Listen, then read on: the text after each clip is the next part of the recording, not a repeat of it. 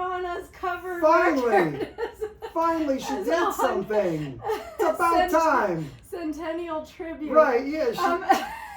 But how do you, all kidding aside, how do you just explain to people that you didn't, and again, I work with all the major labels all the time, so I know how contracts work, and I know what the obligation is, but I also know, oh, well, it's the last Beatles song.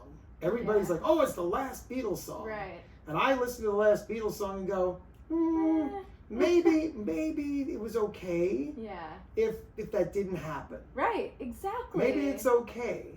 Like I said, I was baking in the oven until my mid-20s for that. Right, but just so we can solve this. Sure, let's solve it. Tell people 3 things or 2 things that you do in between making records. Well, I learned how to do tricks on a jet ski. Oh yeah, you sure? We're gonna get there. Yes, you did. And I learned how to use Ableton. But no, seriously. I mean, your day to day. You made a record. You wake up in the morning, then you're out of the cycle, and you're out of the promo phase. Yeah. And it's a year and a half from now. Yeah. You're probably already starting to write again. I mean, it's not like you're sitting there going, oh, well, I'm just gonna figure it out. Yeah, actually, it's interesting. After the second record, there was a huge drop in my momentum for myself. I really lost the thread for myself, and partly because I had no prior experience of working at being an artist, except for that I was, I had done it 2 times making a record, but I just had no kind of, understanding of myself that this is what I do, this is what I keep doing, and it was all done within the structure of the music industry. So I really kind of spun out feeling kind of like a lack of ownership of it. What is it that I actually do? And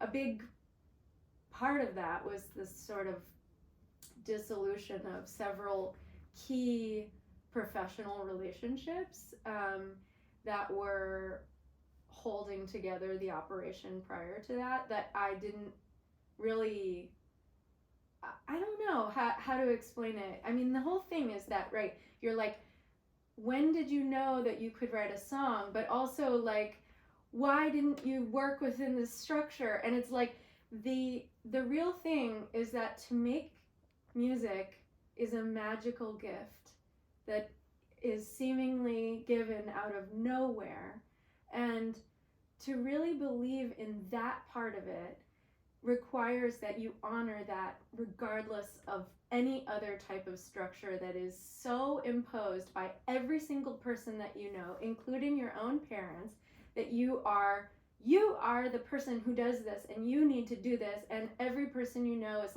when are you doing that again? When are you doing that again? When are you doing that again? And to really honor this sort of gift from heaven that you feel when you get the wind changes direction and you know that there's a song, is to say, I don't know. And to say that is the most important thing. And for me in that time, that is how I restructured myself. I needed to restructure around saying, it's okay that you don't know how this is going to turn into a product, but just keep holding this beautiful thing and saying, here, I want you to live. And whether or not you live and make me a career artist is not important. I just need you to be my priority. And that was my job within that time.